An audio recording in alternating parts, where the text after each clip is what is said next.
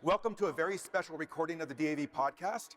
My name is Jonathan Kopanger. I'm part of the communications team at our DC office. I'm also a Navy veteran.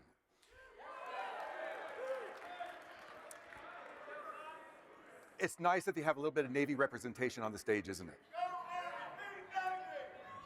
So today's podcast is special because it's about you, the members. We asked you for some questions. We spent the last couple of weeks requesting you all send in any questions you have, and we have the answers for you today. It's pretty obvious. I am the pretty face of the group. The answers come over here. We have from our service department, we have Jim Marslak. We have our, what is your title? I forget. National Service Director. National Service Director. We have long titles at DAV. Deputy Service Director for Training, Correct. Scott Hope. That's it. Representing the legislative side of things, we have our National Legislative Director, Joy Elam. And then Deputy National Service Director, Legislative Director, I'm going to get this wrong all the time, John Retsom. It's time to start some questions. Now, one last thing before we get going. If you hear your question, but you don't hear your name, that means a lot of you asked the same question. We're going to try to get as many of those in as possible, but let's start going. The first question comes from Chapter 16 in Florida. Jeremy wants to know, how long does the average claim process take? How long until you see results? Wow. Okay. Thank you, Mr. Jeremy from Florida. Average claim is kind of difficult to define because it can be anywhere from a single issue, adding dependents, or a 15-issue case that has TBI and maybe some post-traumatic stress disorder. So the average claim, if you look at the Monday morning workload report from the Department of Veterans Affairs, it takes about 94 days currently from the time that the Department of Veterans Affairs receives it until an actual decision is rendered on that case. Now, some of those claims may take 30 days. Some of those claims may take 180 days. You just never know. Right now, the average is 93, and I believe there's about 24% of the 670,000 backlog. So about 124,000 are in the backlog of more than 125 days. But on average, that's how long it takes. Now, why does it take so long? It just depends. Depends on how a veteran filed the claim. So if a veteran filed a claim and said, hey, this is a fully developed claim, I truly have nothing else, all of my information is with the Department of Veterans Affairs, just send me for an exam if I need it, and that's all I have to do. That's going to be a little bit quicker than a veteran who files a claim and says, okay, I do have some additional information from my doctor, but I don't have it to submit. They're going to send you 4142, so you can go back out, request information from your doctor, so that's where it starts getting a little bit longer. Longest part of the process is the development portion of the claim. So if you want to make it easy on yourself, get some assistance from a CSO, DSO, one of the NSOs that are here in Versailles 1 and 2.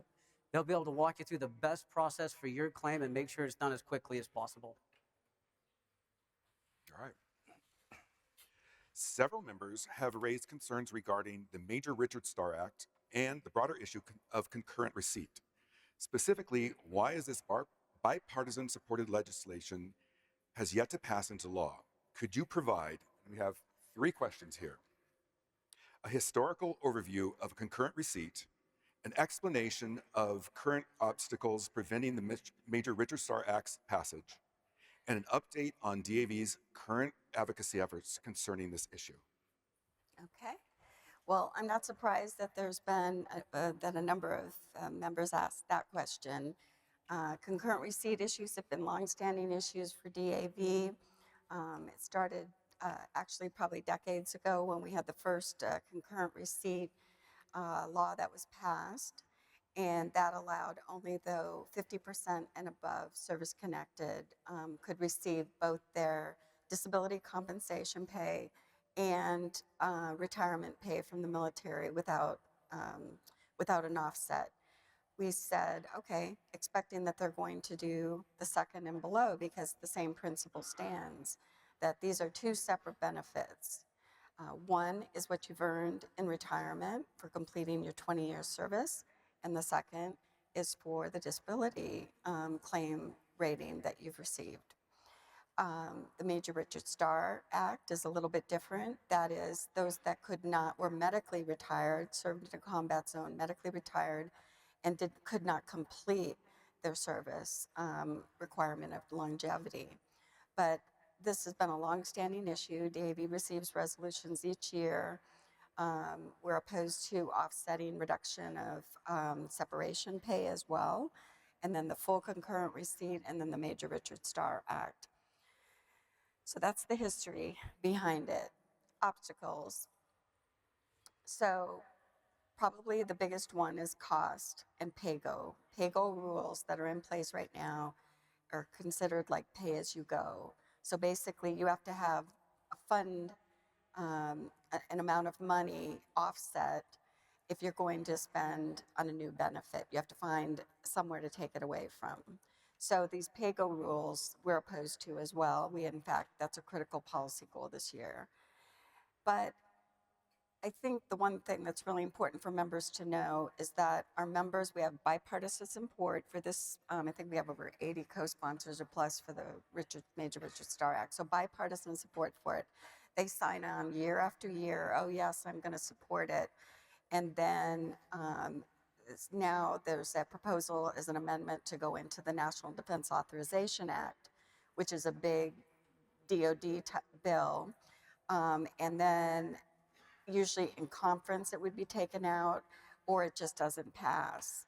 So we're going to have to really put the pressure on these members, and that's where you come in, making sure you're going door to door if this is an important issue to you, and I know it is because 27,000 people sent alerts just last week before we left when we did a DAV CAN action alert on this issue.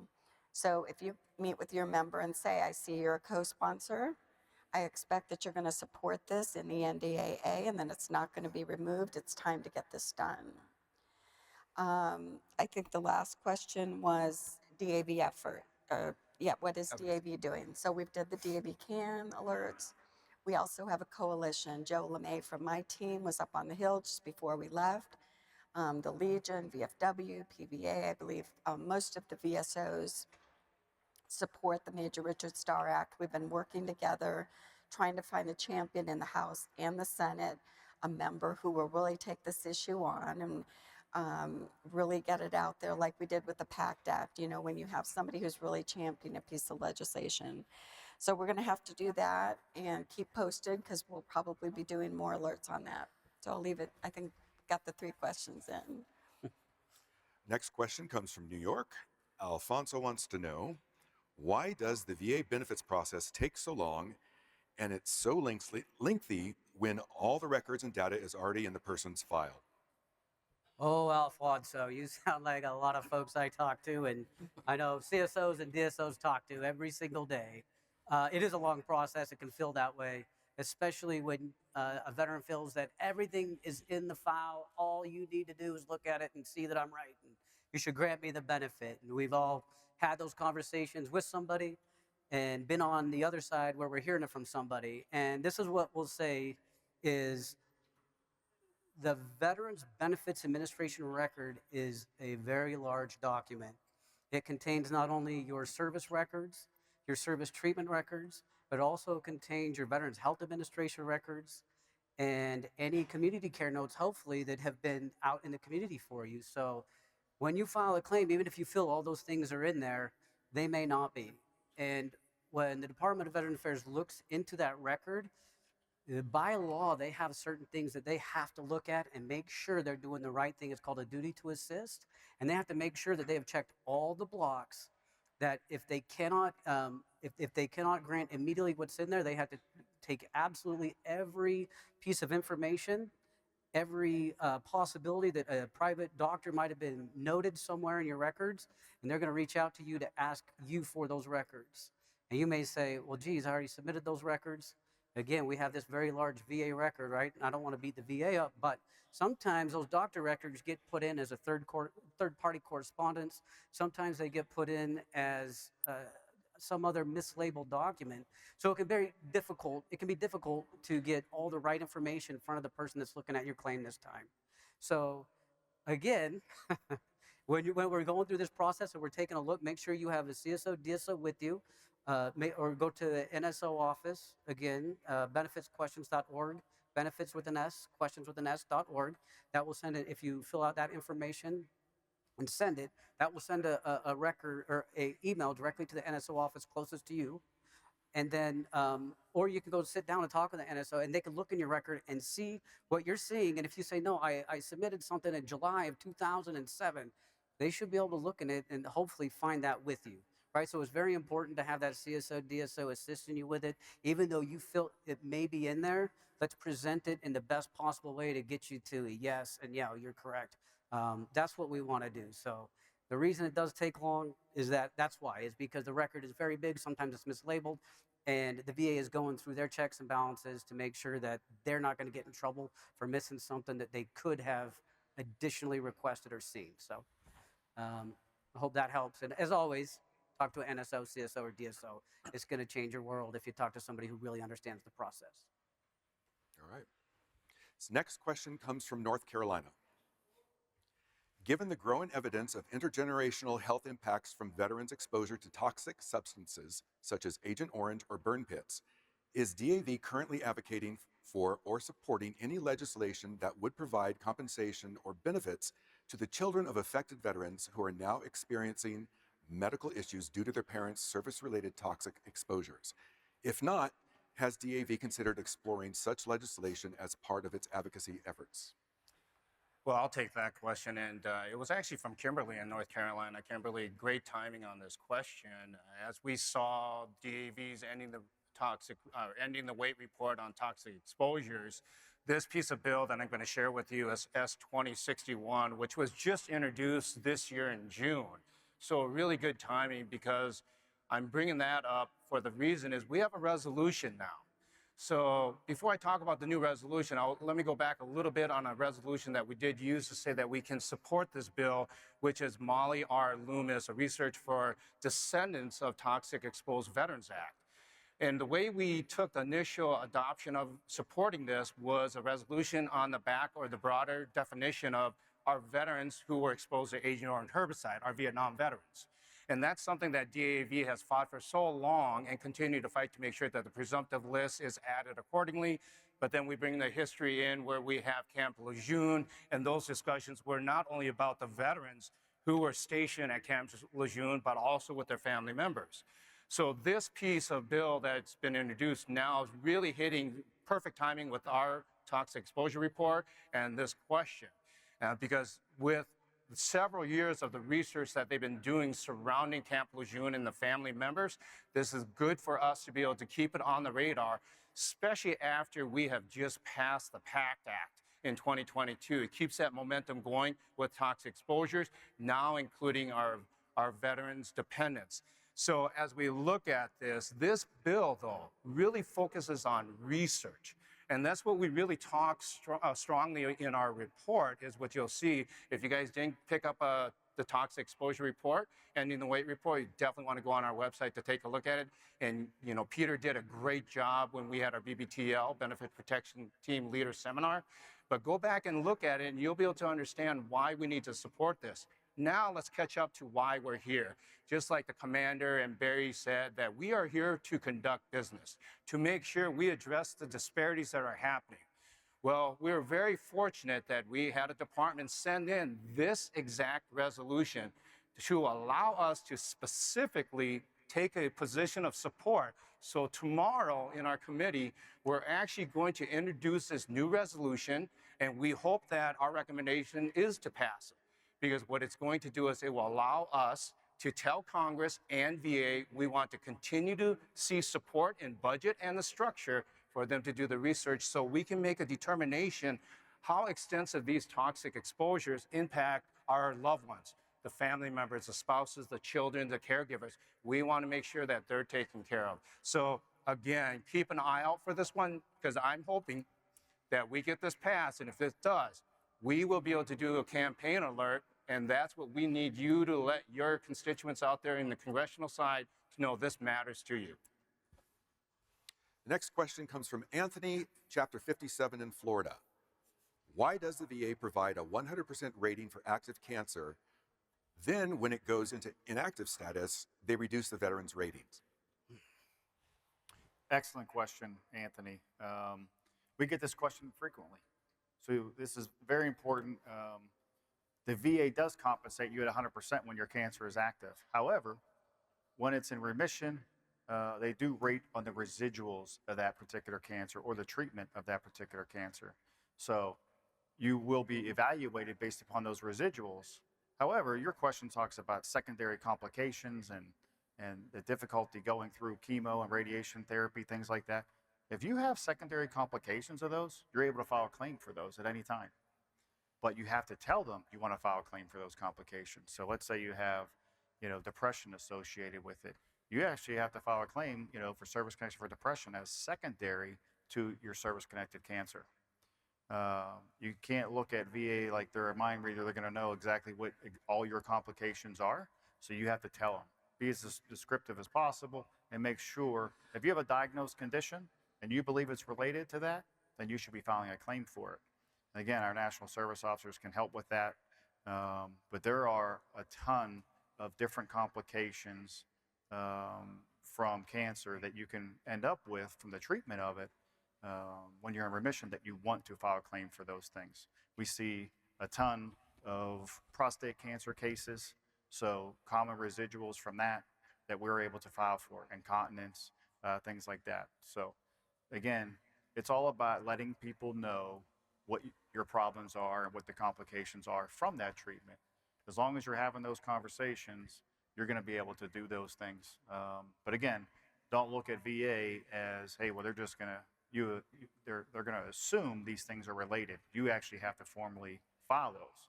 Because remember, in 2019, they really changed the process where you got to be very specific when you're filing a claim and you have to use a specific form to file new claims. You have to do it that way. Prior to that, VA would actually infer some issues. So if they would see that and it looked like it was a potential complication, they would automatically start a claim for that and ask you, hey, you want to file a claim for that? You can't count on them to do that for you today.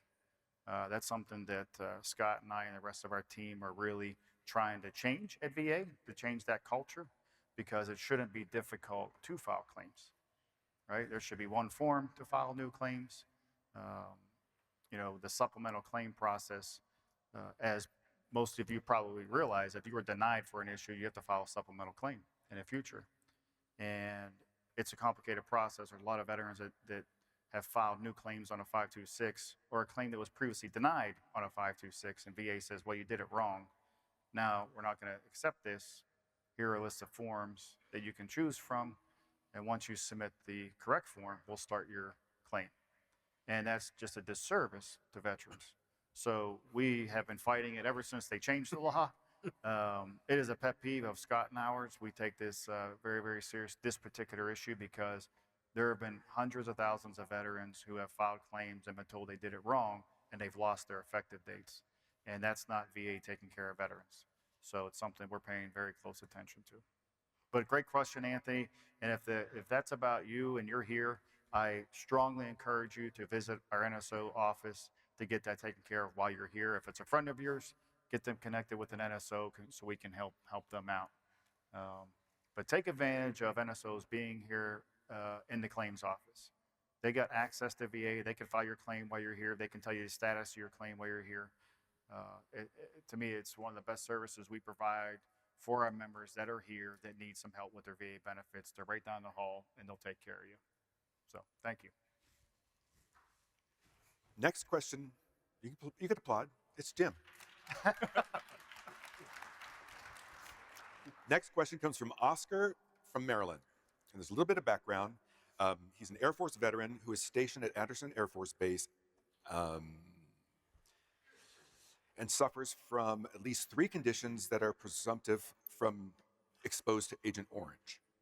When the VA amended 3.307 and added an additional item to cover a veteran who does not meet the requirements of paragraphs A and other things, can a veteran in their personal statement or service officer on a 0996 use the reference as supporting evidence to a claim as a location where tactical herbicides and their chemical components were tested, used, or stored outside of Vietnam as a credible evidence, or will the VA just stick to the presumed dates for those locations when determining service connection? That's another great question. Thank you for that question, Oscar. Basically, you're asking if VA will only grant benefits if you were in a location at the time that the law requires you to be entitled to a presumptive condition. And the answer is no. Because if you can prove that you were exposed to that herbicide or whatever type of exposure it was, and this goes for any type of presumptive that's out there, if you can prove that you had exposure wherever you were, whether by pictures, by statements of people you serve with, if there are people you serve with that became entitled to service connection for that very same condition you're filing for, that's good evidence to have as well. But the more evidence you can present and share, that's exactly what you should be doing to let VA know exactly why you believe you're entitled to that particular benefit you're seeking. But again, we get that question pretty frequently because you might be outside the time frame that the law established. And again, Congress established those laws. That law can change too. You know, that there's evidence that there are residuals of that particular chemical or that herbicide, whatever it is that we're talking about, you can extend that date if there's evidence and research that goes along with it. But again, I think a big piece of it is going to be if you have any evidence yourself that you can show to help prove your case. But lay statements from folks that you serve with is really good evidence. And again, the last thing I said was, I talked about the evidence was, if you know somebody that served there at the same time as you and was awarded benefits based upon the same premise that you're seeking, that's excellent evidence to have as well. So, great question. Our next question comes from Chapter 3 in North Dakota. Leslie was wondering, how can National assist with elevating state-level BPTLs in training, education, responsibilities, and networking within the state-level BPTL for local advocacy? Okay, I'll take that one. First, I want to thank everyone that participates in our Commanders Action Network. It's really critical that you're signed up for that. It really just takes a minute. You don't have to be we want all of our members to participate and be signed up, but your family, friends, anybody who supports DAV and veterans in general could sign up for it. It just takes a minute to do so, and DAV has been awarded through our platform. Forum is our third-party administrator for that. A number of, they make a really big deal about DAV, that we have a great response rate, open rate of our emails, and responding to members of Congress. And we've already sent over 403,000 emails to Congress this year so far. So yes, give yourself a hand. And we understand. So those alerts are focused on, just like our resolutions. That's the bills that we pick out that we generally have a resolution on, either supporting or opposing a piece of legislation. So those are federal in nature. But we recognize that the state level, there's a lot of departments that are also involved in the state level, but not all of them have the bandwidth. But a couple of them do, and we've been asked this question before. Is there a platform like the one that we use for national federal legislation for DAV? Is there one that can be used for states? And you can purchase it. There's different companies that offer that service. But as you can imagine, each state has their own legislation that they push for veterans. I mean, some of it is very specific to those states, where they're doing a waiver of taxes for homeowners that are 100% disabled, or fishing licenses and various other things within the state. So one of the big ones, though, that was national was the federal park system. And I don't know if anybody's taken it. I hope everybody's taken advantage of that. If you go to the national parks, if you're a veteran, you get a free card. And that's a great resource. That was a great benefit. But at the state level, what you can do if if you have the bandwidth within your department or chapters, first thing is to get involved with being a BBTL just in general, because you're going to learn the same principles that you use that we do our webinars on, and we meet with our BPTLs, try to do it twice monthly. And anybody can watch those webinars. We post them on our website after the fact. And you can learn about the duties and responsibilities and how you can then take that and mirror it with the state level, um, advocacy efforts. So I think, we will have to continue. We're going to have to focus on the federal level, but that doesn't mean you can't. We encourage states. There's tons of veterans benefits on education and other things that you should be involved in, participating in a roundtables, getting on something with, your governor or your state legislators. Oftentimes we'll ask other VSOs to be a part of that, and that's sort of your entryway. And then talk to our benefit protection team leaders like Al LaBelle and Trent from Minnesota, Trent Dokes. They're very involved in their state level advocacy as well, and you could get tips from them and how they do it. All right. Topic of this next question always gets the service team's blood pressure up, so I'm giving you a little heads up on this one. Andy from North Carolina wants to know, is DAV still tracking and pushing for the passing of the GUARD Act to protect veterans from claim sharks and banning any company to process or prepare claims for a fee that are not accredited claims agents? Yeah, so I'll take that one first here and get the conversation going. North Carolina, really, really good question here. And I want to break it up into a couple things and then kind of leave a little nugget for you all to take back home to kind of get you aware of what you may have to be prepared for at a state level. So with the GUARD Act, HR 1732, as you all know, we did a campaign where we supported that bill. And obviously that bill in its own is to protect that these predatory claim sharks are not allowed to represent, prosecute, prepare, and plan, and take your money. No veteran, no service disabled veteran should have to pay for what they have served for and earned, right? So the GUARD Act said that there's going to be a penalty for those who do the scrupulous taking advantage of our veterans, right? So we're good there.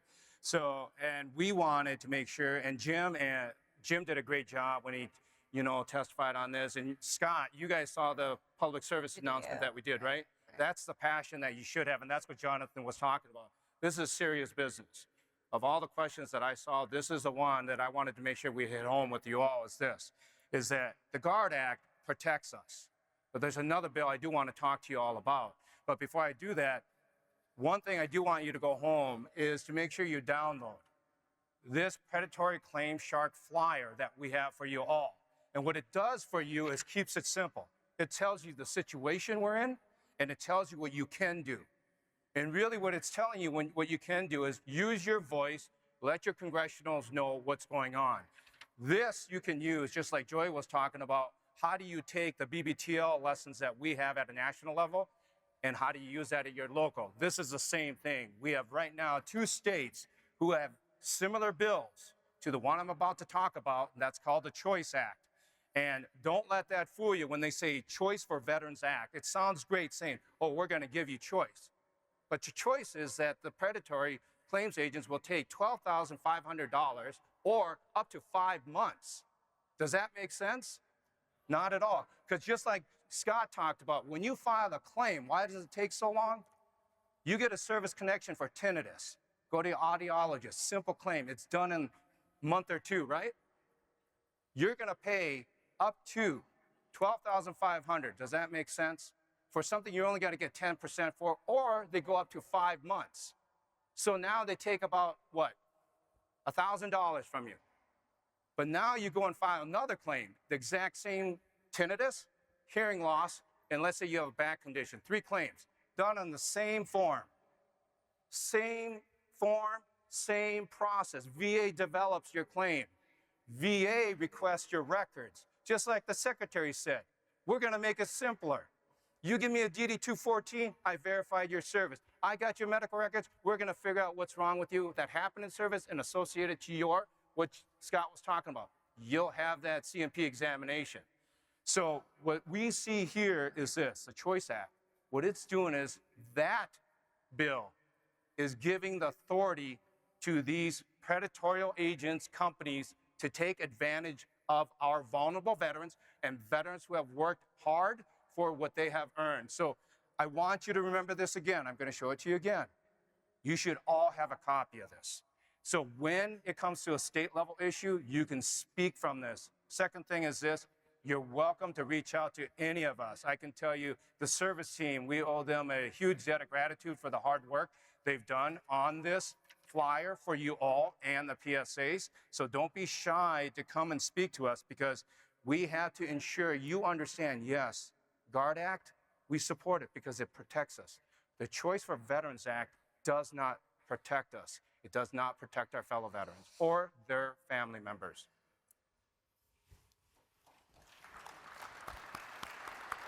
Good one. Did you feel the increase in emotion on that one? I love it. Valerie from Virginia, Chapter 21, has the next question.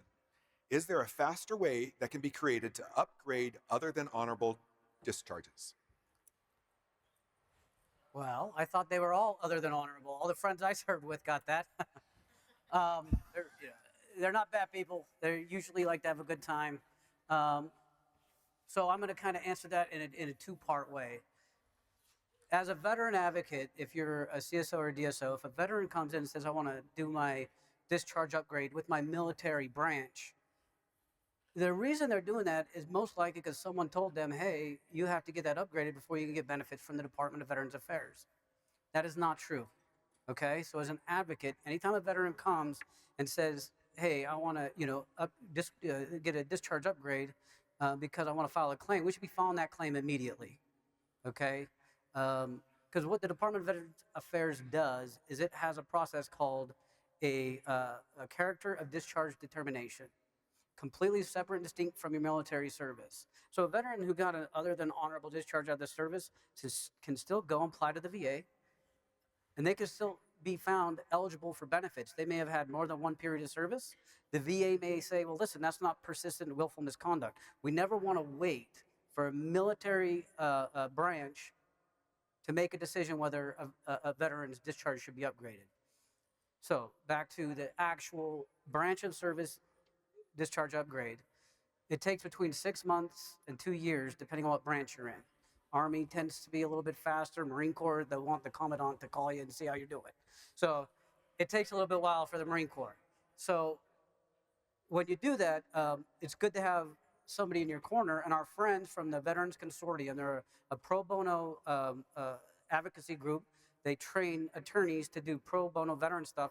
And the Veterans Consortium Discharge Upgrade Program will take a veteran and walk them through the process of applying for that upgrade. Now, they really specialize in traumatic brain injuries, military sexual traumas, and TBIs, right? So on top of don't ask, don't tell. So they have all these different folks that are out there willing to take a veteran under their wing, walk them through the process, and do the military discharge upgrade through that 6 month to 2 year process, okay? So that's what you want to do. The Veterans Consortium Discharge Upgrade.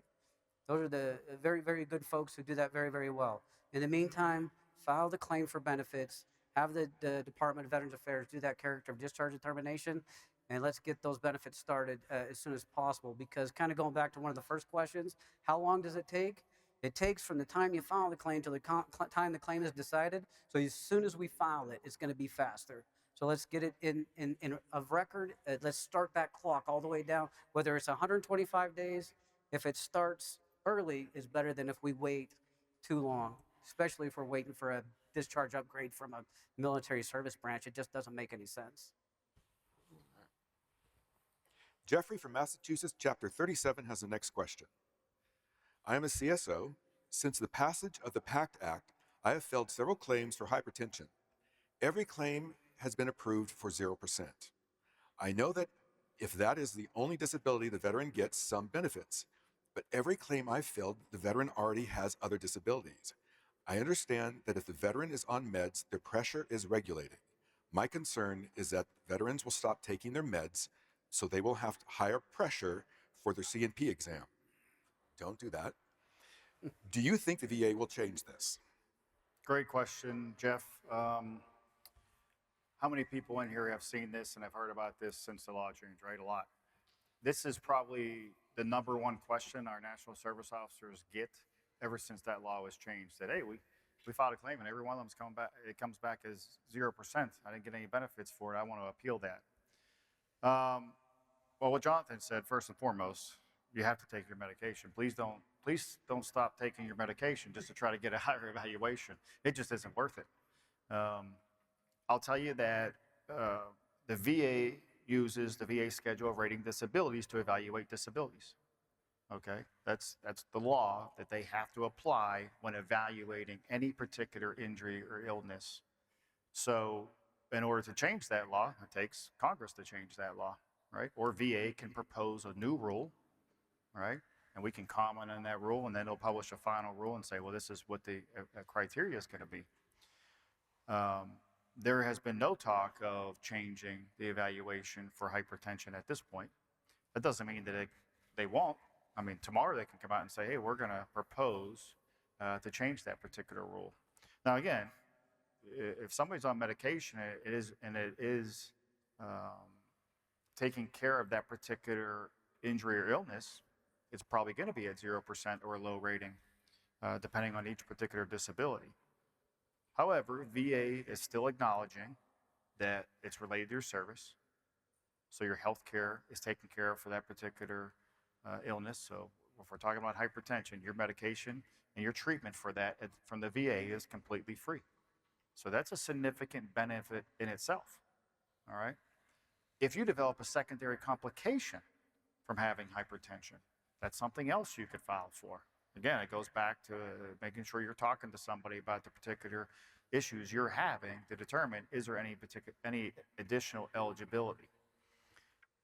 If someone expires as a result of having hypertension and it's listed on their death certificate as a cause or contributing cause of death, there could be benefits for their survivors. If there's survivors and they're entitled to dependency and indemnity compensation, and they were service connected for hypertension and it was listed on their death certificate, it's going to be automatic for them. All right? So there's still a lot of benefits, even with a 0% rating, and that's not the only particular disability that has 0% rating. There are many of them. And it really comes down to what impairment you have as a result of having that particular illness or injury. So if medication is resolving it essentially, but you're taking medication and they're giving it to you, it may be a 0%. But the last thing you want to do is stop taking medication to go in there to try to just get a higher evaluation. You certainly don't want to mess around with hypertension. So again, talking to your NSO about what problems you're having and is there anything else associated with it that you could potentially file for, those are different avenues you should be taking. So, but great question, Jeff. We get that question very frequently, so I'm glad you asked it. The next question comes from Montana. Kevin says, in Montana, the Care in the Community program has been a godsend, one of the best programs the VA has ever provided. Now the VA has started to recall these great services.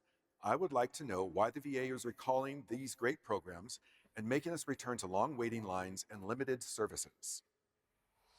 All right, well, I'll take a stab at that one. First, I want to just say that community care is absolutely, having access to community care is absolutely essential, and DAV has supported that through the Mission Act that was passed now some time ago. We know that veterans have to have access to timely care, and sometimes the VA is unable to provide that care in a timely way. You might have to drive too far or wait too long for that care, and getting that access to community services is critical in those cases, or if there's not a provider where a VA facility has lost a provider and that can't be provided. We started to hear probably last year, some complaints from people, and it may be, that certain locations there were things going on, but I think the big thing was it was somewhat misconstrued. The last administration really focused on making sure that veterans knew what, if they were eligible for community care, but also what VA was offering. So when you called or you went in for your appointment and you were referred to a specialist, they were making sure you knew you have access to VA care within X amount of time. But if you need to be seen sooner, you can, have access, you're eligible for access in the community. Then we started to hear Secretary Collins mention this when he first came in to as secretary, that that was going to end, that he was really going to make a push and try to break down the barriers in terms of veterans getting their access to community care. And he's often said too, community care is VA care. We take some exception to that. We don't think it is part and parcel and needed as part of care, but VA care, there are a number of benefits for maintaining care within, VA being the primary provider of care, coordinator of your care, not having a fractured treatment record. But at the same time, we realize that veterans may need that, and VA is trying to break down those barriers. The things that we've really focused on is making sure that the quality of that care in the community is good, that the training that the providers, especially for mental health with very specialized PTSD related to combat or military sexual trauma, you want to see a provider that's culturally competent, that has the ability to provide the care that you need, that it's evidence-based care. So it's based on research, that this is a treatment or modality that's going to work. We also have said, we want to make sure that the process is more timely. All of us have, many of us have had to go to the community for that care and get that referral. And there's this huge lag time between the doctor referring it and you hearing back from community care. And then it's usually phone tag, and then they have to reach out and try to get your records. And it's not been seamless. So our focus is for DAV has really been to try and fix those problems. It should be seamless. But I think the most important point with this question is that the fact is that VA has been providing more community care steadily since the Mission Act, the Choice Act, and then the Mission Act. We've seen that steadily increase. And what is it, John? Like 35% now of all care is provided in the community. So I don't know if there's something going on specifically in Montana. And, Chairman Tester, when he was Senate Veterans Affairs Committee chairman, I mean, he really worked hard along with Senator Moran to address this issue in very rural communities. So I'm not sure if something happened there, but it's not really factual in terms of overall community care. VA is providing more, and I think we'll see more within this administration. As the secretary even mentioned in his remarks, they're trying to expand these authorizations for specialty care from 6 months to a year. And my only caution on that, and this would be, I'll wrap this up, but we want to make sure that we have a strong, viable healthcare system for veterans in the long run. Our members, DAV members, service disabled veterans, are the highest users of VA care. And we just have to be careful. We have to look at the big picture. We want to make sure that there isn't privatization and, where it all of a sudden is, we're just going to give everyone this card and you're on your own. VA offers veteran-focused healthcare services, very specialized benefits, treatment, a lot of wraparound services that you're not going to get in the community. And we don't have access to telling the community what to do or having the oversight that we do within VA. So we have to keep that, in mind as we move forward. And if I can add, one thing that we don't hear people discussing on the Hill or the VA is the fact that there's a national crisis in staffing. It's not just VHA that has a staffing issue. It's the national. So Kevin, if you were to look at Montana, Idaho, and Kansas, you'll be shocked to see by county the staffing shortages that they have. And this data exists out there for all you to look at in your own state to identify which counties have what shortages. And you'll see that they have the same shortages: nurses, doctors, psychologists, psychiatrists. And just like we heard today, Secretary talk about that, they have now improved the access points. In particular, he highlighted that they even have mental health now in a period of time of 22 days or so. So that's good to hear. But remember this, when you go out in rural community, you are competing not just with veterans, you're competing with everyone in like a rural community or a very remote access location. And those issues are across the country. So it's not that VA is not doing the best. When VA can't get you to direct care, they have to coordinate the care to community care, as Joyce said. But it's the same thing. When VA cannot get you to community care, they need to bring you back into VA if VA has a earlier time, and the specialists or the providers. So don't look at it as VA is clawing it back. They're not. They have to make sure the balance exists, that our services, as everyone says, and we agree, veterans should get care when they need that care. But we want to see that VA maintains its strength and its primary role, as the Secretary said. Their job is to focus on one thing, and that is to provide service for our veterans. And that's the way they got to do it. So, Kevin, I would have you and your team encouraged to look at what's happening per county in your own state, and that might draw a clear picture. Thanks, John. Next, we have a question that came in from several of you. It's about aging veterans. How is the VA preparing to meet the healthcare needs of an aging veteran population?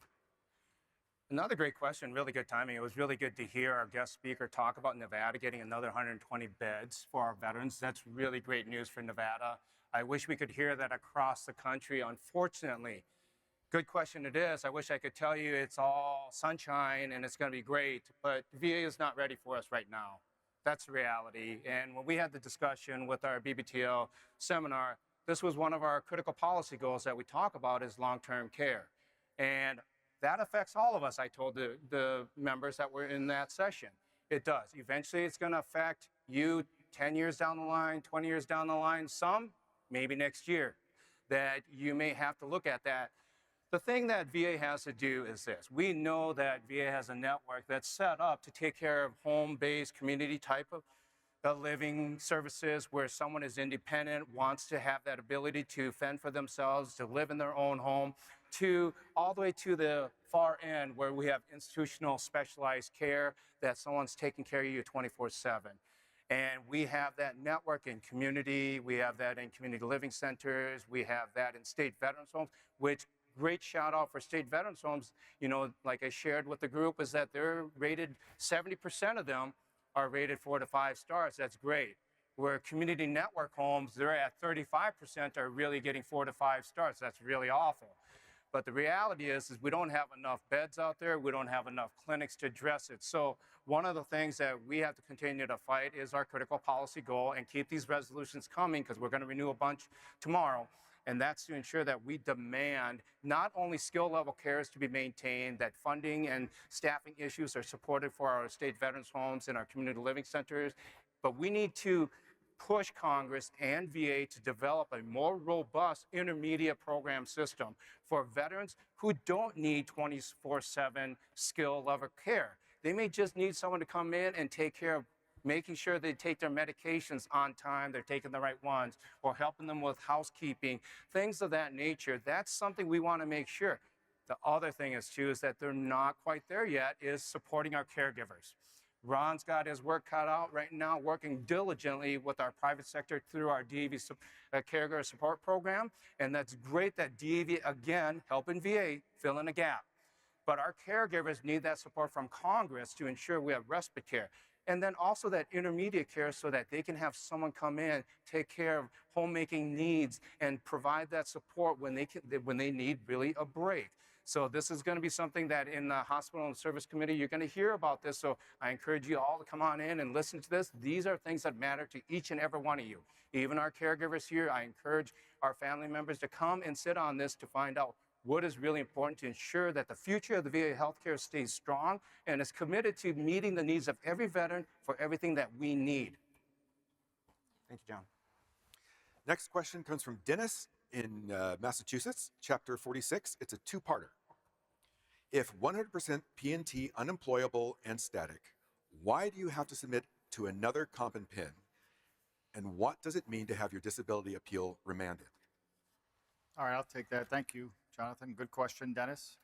So for your first part of the question, if you're 100% P&T, why do you have to submit for another compensation and pension exam? So we talk about that a little bit in regards to the law. So if you have a service-connected condition, let's say your knee as an example, if you've had that service-connected for 10 years or more, VA will not sever service connection, so they can never just take it away from you unless it was based upon fraud. Let's say your knee was rated at 10%. The evaluation is not protected unless it was for 20 continuous years, in effect for 20 continuous years. So if you were service connected for your knee at 10% in 1980 and 2000, you were protected from not only severance, but the reduction of that as well, unless it was based upon fraud. VA has the right to reevaluate you anytime they want to. Just because you're P&T doesn't mean they're not going to evaluate you. If you file an additional claim, they may have to set up an exam, right? If you are 100% P&T and you're thinking about filing a new claim, you should be talking to a national service officer to determine, is that good for you? And I'll dive into that a little bit because let's say you're 100% permanent and total. That means right now VA has no scheduled future exams for the conditions that got you to that 100% P&T. Okay? So you could be service connected for a mental health condition, 100% P&T, but you also have another service connected disability, let's say migraine headaches at 10%, and they set up a future exam for that. They can do that, right?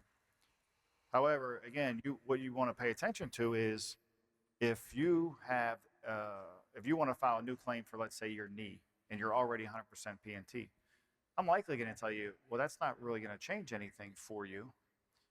And again, we would look at how you got to that 100%, right? Because if you have 100% disability, and you have others that equate to 60% or more, you could be titled to something called SMCS, which is housebound benefits. There are two ways to get housebound benefits. I'm getting into the weeds a little bit here, so you can be, actually housebound, or like I said, you have 100% disability and others that equate to 60% or more.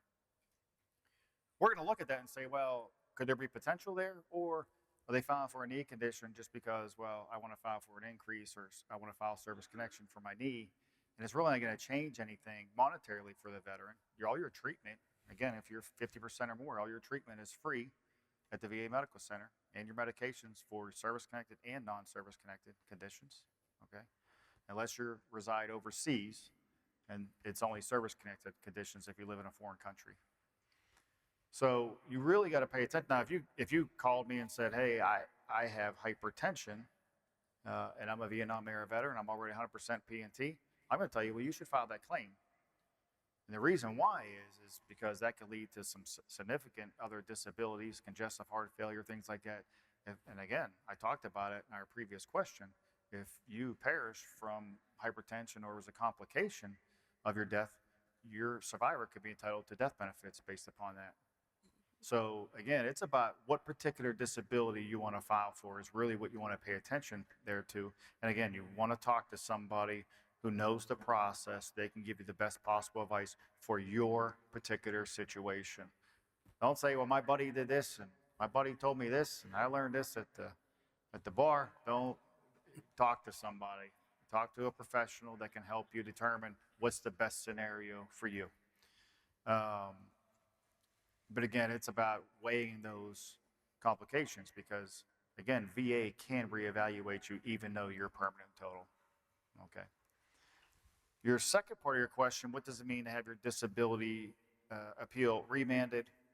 That means that your case was at the Board of Veterans Appeals, and when they reviewed your appeal, they determined that the Veterans Benefits Administration, the VA, did not fulfill their duty to assist in one way or another, whether it was providing an examination, maybe your examination was too old when they reviewed the case, maybe you made mention of Dr. Jones and VA never asked you, where can we get the records from Dr. Jones?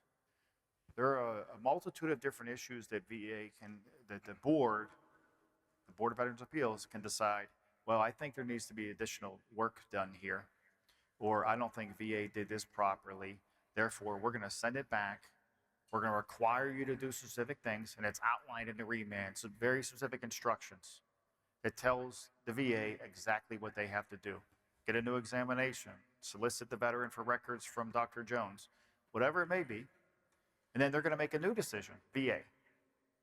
If that decision grants the benefit, the case is over. If it's unfavorable, it can go back to the Board of Veterans Appeals for them to make another decision. All right?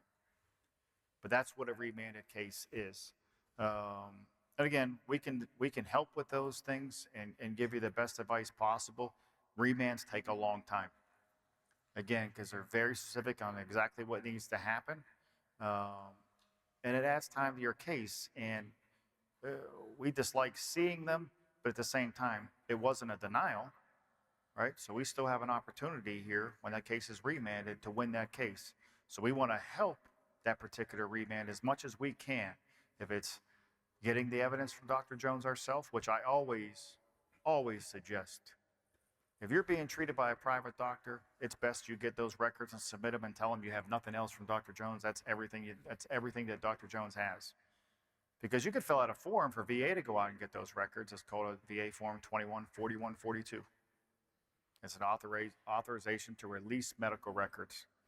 And if you submit that to VA, they are required by law to send a letter to that doctor soliciting those records. And I think they have to do it 3 times, if I recall correctly. Because Dr. Jones, they don't care that VA is requesting them. They have really no legal obligation to send those records to VA. But VA, by law, is required to request them because you told them that Dr. Jones has records that he treated you for this particular condition. So I always suggest getting them and submitting them yourself. That way it's done, because that can really help speed up the process for yourself. I think I've answered both of those. Anything else you want to add there? No. Thank you, Jonathan. Next, several members had questions on where DAV stands on making dental available to disabled veterans. I'll take that question, and again, that is one of our other critical policy goals, and it's a very, very important one. As a matter of fact, that's been a long-standing resolution that you have all wanted to see comprehensive dental care and dental care becoming part of medical care. And I think Shan did a great job the other day talking about our critical policy goal on dental, and she talked about we know how difficult when we file a claim to get service connected for dental issue is to be, and then if you are receiving service connections and what the percentage to be eligible for dental care, and then we know that there are gaps in there. As Shamala had shared, yesterday, is that 85% of veterans that are enrolled in the healthcare system are not eligible for dental care. And that is a concern because when you look at dental care and some of the examples that we talk about healthcare disparities that have a domino effect, dental care is one of those. There have been studies being done and have been done for some time showing evidence to the fact that without proper dental care, it can exacerbate your health conditions. For example, a diabetic or one that suffers with cardiovascular disease, it can actually aggravate the condition. So we are working, and Shamla has been working really diligently with a firm that we have, American Dental Association, that's out there that has been working very, very long and hard for several years. Last year in the 118th, we had a couple bills and a couple congressionals that were interested in looking at how to make dental care part of medical care. So we are definitely looking at that to see if we can reintroduce those bills. So this is something that we're going to continue to fight to do, and I'm pretty positive we're going to be renewing these resolutions to support this movement forward. Thank you. All right. Joseph from New York has the next question. There are widespread concerns and discussions regarding potential changes to veteran benefits. Are there plans to reduce veteran benefits, specifically disability payments and benefits for veterans with a 30% or lower disability rating? If so, what is DAV doing about it? Well, I'm happy to take that question. I think this is a great question to make sure everybody's aware. There's 2 points I want to make. One is there's always a lot of misinformation around this, and the other is that sometimes somebody hasn't heard about it at all, and it's really important that you are aware about it. The CBO, Congressional Budget Office, for years, I mean, this is not a new issue. Uh, all administrations put these proposals, they are proposals that come out about what would be a way to save the government money, cost saving proposals. And of course, when it's related to service disabled veterans, we're very interested in those proposals, but sometimes information goes out that this is happening now, that they're going to do this, and that's not the case. Thankfully, at this time, we haven't seen any of these proposals be introduced as legislation. But just so you're aware, what this question was about was one of the proposals was to eliminate lower disability ratings, 10 and 20%. Another one was to for individual unemployability or IU benefits, that they would be discontinued at age 65. Probably the worst one would be taxing disability compensation benefits. So there's been a number of these that come forward, and then they make it through the media, news pieces, and all of a sudden they're on the internet, and people are calling the office saying they're taking away our benefits. But that doesn't mean it can't happen. It was last administration, I think it was Dr. Shulkin at the time when he first came in, they made this proposal and said, we're thinking about doing this, but they didn't come to the veteran service organizations first. And there was such a huge uproar, and I mean, so many veterans just, really spoke out about it, that was just put down immediately. And that's why it's so important to be participate in our Commanders Action Network. These things can happen in the dead of night. We've seen them. Congress can work, all of a sudden something gets put on the floor, and boom, if they want to do it, they can pass it very quickly. And the only way we have to contact all of you is through, if you're signed up for DAV CAN, to say, this is what's happening now. We need you to call your members of Congress. We need you to take action to say, don't do this. DAV has resolutions opposing, offsetting, eliminating, and reducing benefits. But we have to be careful. We have to be the eyes and ears and be always on the lookout for that. So hopefully that answers the question. Did I miss anything, John, on that one? I think you got it all. All right. You have another benefits question. Next. This is from Cynthia in Virginia. What improvements are being made to the process of applying for VA disability benefits? Great question. And we heard the secretary this morning talk about some of the improvements that they're working on. I was pretty excited when I heard him talk about that the claims filing process should be simpler. So I'm curious to see what they're going to do with that, because again, as I mentioned earlier, Scott and I have been really fighting for that for a very long time. So we're hopeful that we get back to that.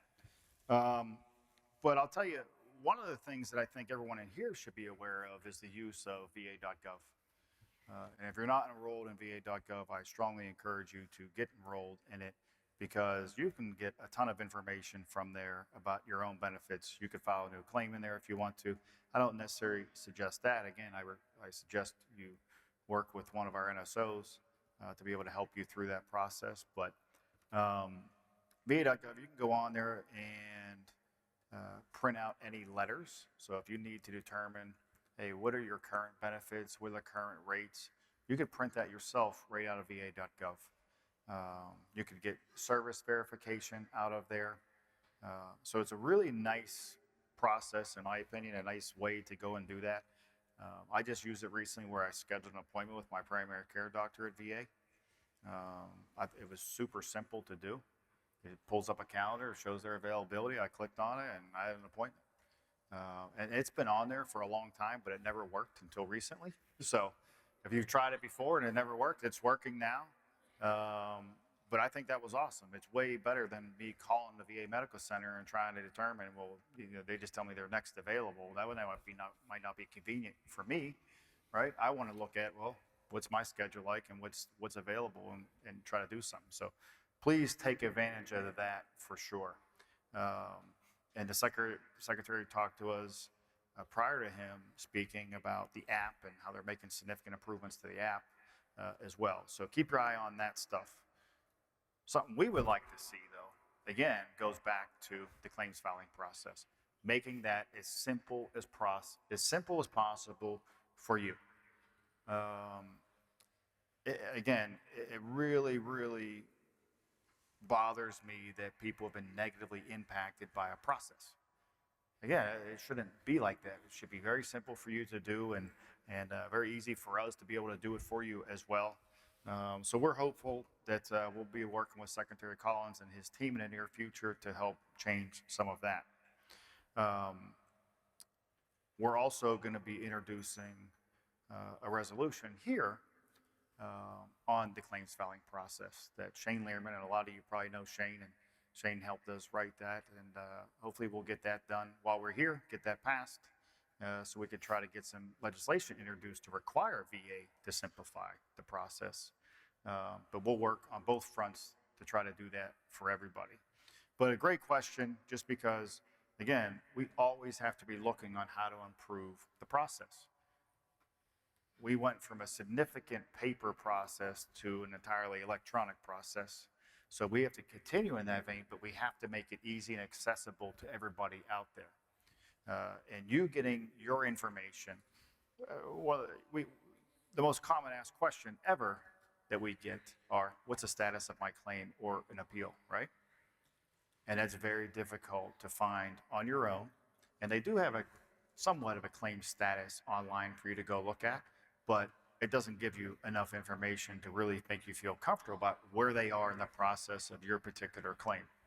And as Scott mentioned, the average days pending for a claim is 94 days, but some of them exceed that. There's still 160,000 cases in the backlog. And the backlog is any case that's been pending for over 125 days.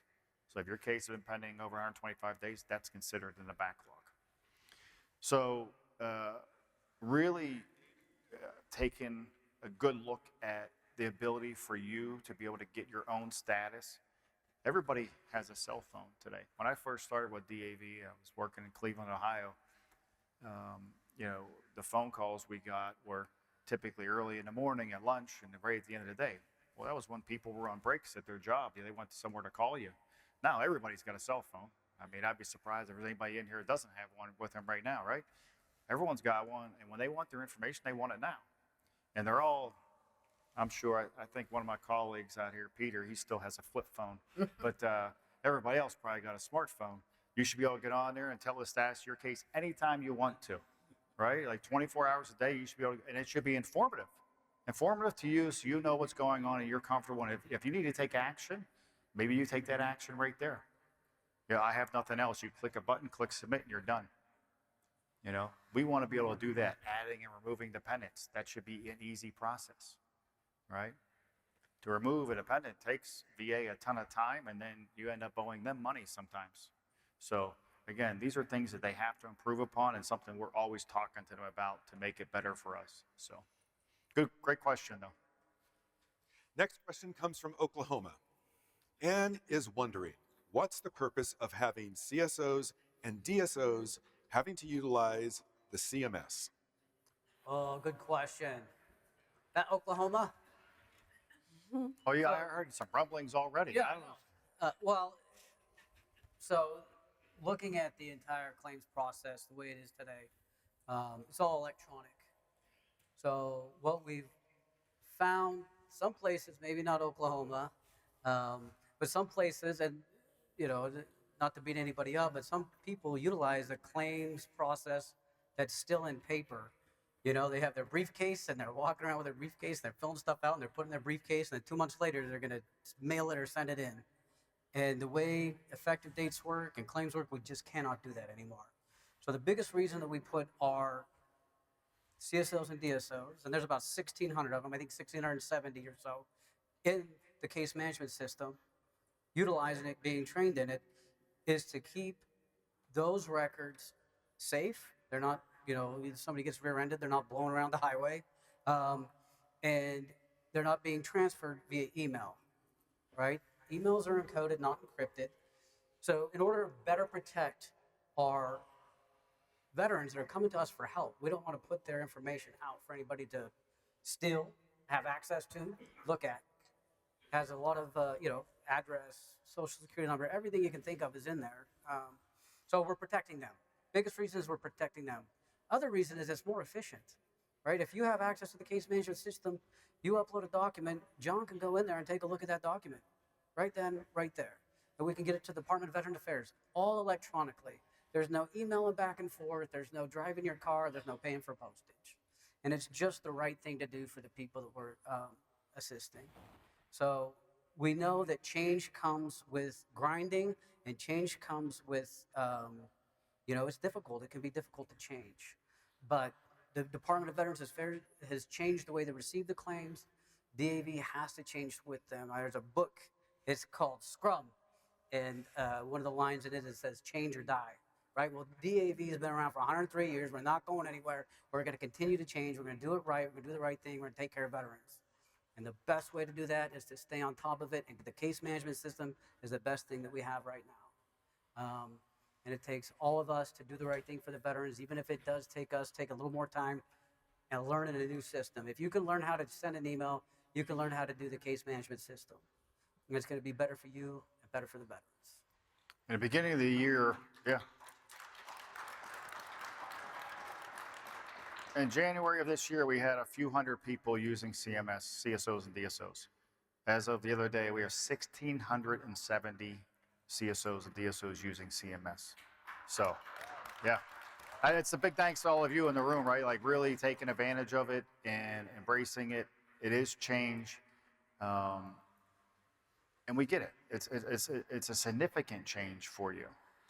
But we owe it to the people that come to us for assistance, for them to be comfortable, and for us to know that their information is being transmitted in the most secure method out there right now. And that's what it's all about right there, is ensure, right? So thank you very much. We have another question from Ann, a different Ann, this time it's from Chapter 2 in Missouri. If DSO, NSOs, and CSOs hear about a valid medical physician who are favorable for veteran clients, should this information be shared? Okay, that's a tough question. It really is. And I think John hit on a little bit with the claim sharks. So the question comes as it is written, and I'll repeat it if I hear it correctly. Hey, there's somebody out there that's favorable to veterans. We'll give them a favorable medical opinion if the veteran is willing to go out and pay for that opinion. So that's the question. Is it okay to send them there? My answer is you have to be very, very careful when you're doing anything like that. And I'll tell you why. The forward-facing disability questionnaires that are available to veterans were put forward after many, many requests from veteran service organizations coming together and saying we want them. So a veteran's private provider who knows them, who treats them consistently, and has probably a much better idea of the veteran's full disability picture than a Department of Veterans Affairs physician who's doing the examination may have on that one day that they see them. So we fought for a private doctor to be able to come in and say, no, Jim has been seeing me for 8 years. He got out 2 years before that. Here's all the symptoms. This is all the symptomology associated with it. I know Jim very well. This is what's happening, right? A very honest and complete assessment from a treating provider. Very good. That's the way things should be. We just have to be very, very careful, because what we can see, and the claim sharks really brought a light to this, is there are people out there that if you're willing to pay them, they're willing to say whatever, right? And that degrades that entire process of the DBQs for the individuals receiving them from treating physicians that know them very well, and it is an honest opinion, to somebody that's willing to say, I don't know, maybe give me $600 and I'll say so. right? So that's where we come into the process of the evaluation of evidence. So what we don't want to do is erode the trust between the veteran and their physician, or the veteran's physician and an honest opinion of the VA with a disability questionnaire, when other people are utilizing that in a pay for play. So I can't tell you absolutely, you're not allowed to do it. I would say you have to be very careful. If you're going to do a DBQ, it should be somebody that knows the veteran very well and a treating provider. Otherwise, you're going to find yourself, like John said, in a kind of a pay for play thing. We really don't want that. We want to avoid being looked at as any type of claim sharks, or casting somebody out just to get an opinion that's favorable for something. If a department, if a private physician that knows you very, very well, and somebody that doesn't are coming up with two different answers, then we have a problem with the integrity of the document. So VA is going to start putting less weight on the ones that are from a primary care doctor that really should have a heck of a lot more than somebody who's just seen a doctor one time. So be careful. If you know somebody that's out there doing it, make sure that that's a treating provider that knows them well. That's what I'll say. All right. Several members have a question about, they'd like to know more about DAV's legislative and advocacy strategy to address the unique health concerns of women veterans. And does the legislative team foresee any women veteran programs and/or events being removed by the VA? Okay. Well, I'll take that one. I think first and foremost, most everybody here knows DAV's been a leader in advocating on behalf of our nation's women veterans. We have a report that we did in the last series of 3 reports, but for the last 2 decades, we've really highlighted the issues, unique issues that women veterans face, and making sure that they have access to tailored, quality health care. We see that women are approaching 1 million women, we're almost at the million mark of women who are enrolled in VA care. So we've seen a tremendous growth in the women veterans of all ages, both the younger group and older group, with lots of unique healthcare needs due to their military service. In our latest report in the series was Women Veteran, The Journey to Mental Wellness.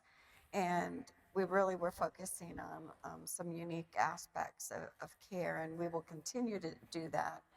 I think DAV, again, has really been out front. We've had that as a critical policy goal. We've really worked within the report. We put forth 50 recommendations. Naomi and our team have been working on the Hill to put forth, try to get a legislative package put together. Again, there's still gaps in services. One of the good news things, the big one that was in our report, was the REACH vet, which is VA's algorithm to identify veterans are at the highest risk of suicide. One of the things that we saw with that is it really didn't include focus on risk factors for women veterans, specifically military sexual trauma and interpersonal violence. And while that can happen to both men and women, we know that there's just this really higher risk for women veterans who served. So we are very pleased that they added that in. There's REACH Vet 2.0 now that added those risk factors in, because we know that we're really trying to focus on lowering the suicide rate among veterans, and so this we felt was really a glaring gap. As far as programs or services being removed, I think the most one that's probably been out there in the news when the new administration came in was this focus on removal of DEI programs, the diversity, equity, and inclusion programs that VA had. But that didn't negate the laws that are in place, protections that are under the HR. They did remove those programs, but the secretary said, made a commitment that he's going to focus on making sure that all veterans get the care that they need. Probably the most glaring one just before we left for convention, so we haven't had a chance to really look it over, but there was a proposed rule to remove abortion services, which had to remove for rape and incest. And so we need to look at all of that closely. DAV's resolutions for women veterans have been very specific. We support comprehensive care for women veterans. And we want to make sure we're advocating for all of our nation's veterans. DAV service, your service, everyone's service counts, and we know the Veterans Experience Office and VA research has really identified that there are subpopulations of veterans who have unique needs that doctors need to be aware of when they're treating them, outreach to those veterans, making sure that we're serving everyone, including our women veterans, LGBTQ veterans, and our minority, Native American, and other groups. So we've been clear on that. We're watching. I think the other thing was the websites. There was some, when the new administration came in, they took down a lot of website links or locations on VA's website, and there was a lot of media attention on that, but many of those have been restored. That's any new administration, there's a transition period where you're relooking at what information is up there, but the Center for Women Veterans is still intact. The Women's Health Program is still intact. And of course, we're advocating for staffing and making sure that those programs and outreach continue. The last thing was the research concern. I think that the biggest concern that I had was all of VA's research that they do, and they have a huge women veterans portfolio, and there's nothing like it in the community that's being done. VA's women's health research portfolio is second to none, and we've done all of our reports based on that research because that's the facts. That's what you need. The research shows they're looking at a particular problem, and they've identified a number of things that we've really highlighted, especially on suicide prevention, firearm safety, veterans taking their lives by firearm, and what we can do, where there are gaps, and where we need to have legislation. So that research now is not forward-facing anymore. It is behind VA's firewall. And I think we're really going to be focusing on in the months ahead to try and get that reversed. These are government research projects. VA, whenever they put out, their researchers put out that research, they say this is not the VA's, specific policies or they're just saying this is the research we've done. So VA still has to act on policies, but we think the research should be forward facing so that we can all look at it. And that, does drive for us a lot of policy decisions. And when we write testimony and provide testimony before Congress, we mention that research, and we think it's really important to keep that public facing. So I think hopefully I've answered that. Anything more, John? I think we're going to work to encourage the Secretary to continue being transparent with that research. And VA needs to show that research because it shows the good work that they're doing. So we're hopefully going to be able to remind Secretary Collins that VA does an outstanding job in research because of their culture, competency, understanding of all of our ailments that we have and the issues that we really have specialized needs in. And it actually affects the national health outcomes too. So much of what they've done, and I think that's the way we're going to try to encourage him to look at it as VA's research helps the whole nation. All right, we have a two-part question next from Martin in South Dakota. Can a member become appointed as DSO without authorization from a department? And in CMS, how does the service officer indicate what level of certification they are operating under? Okay, thank you. Martin, good questions here. Your first one, can a member be appointed as a DSO without authorization from the department? The answer would be no, because the service officer nomination form has to be signed by the department commander and adjutant. right? So to be a CSO, your chapter commander and adjutant have to sign the service officer nomination form. But to be a department service officer, that means you're a representative of the department. The department itself has to submit a service officer nomination form. And again, that requires the signature of the commander and the adjutant. So you need permission in order to be a DSO or CSO in this organization. Your second question in regards to CMS, there is no distinction between level 1 and level 2. The access that you have in our case management system is the same for everyone, okay? We grant that access based upon your completion of training, and then your access expires the date your training expires. So when your certificate of your training expires, that's when you're removed or deactivated from our case management system, unless you've attended training again, then we update the date again. So the local supervisors are responsible for that action in itself. But the system itself, you put an expiration date in there. So I hope that answers your question there. All right. This is the last question. Sorry, it's all the time we have. What is the protocol for a DAV member for voicing their support for or displeasure of an elected or appointed federal or state political office holders, or those who may be candidates for those positions, without people assuming that is an indication of DAV support or opposition? So I think, Joy and I will probably take this together, and, we wanted to address this. I think it's a great question. And this is something we talk about at Midwinter, about how we, approach and have a partnership, a relationship with our congressionals, the do's and don'ts. So again, I'm all about visual aids, letting you know that we have resources that have it, so you don't have to take notes or try to take a snapshot of it. It's on our website.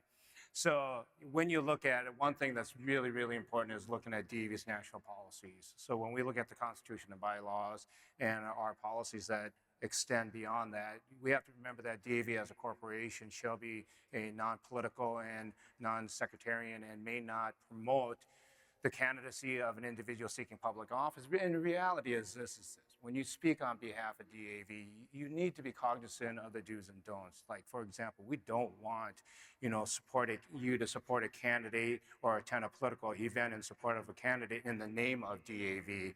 And we don't want people to forget to invite all candidates. You don't forget to invite all the candidates to an open forum town hall meeting. We want bipartisanship, and we want to show that we're not playing favoritism or one-sidedness.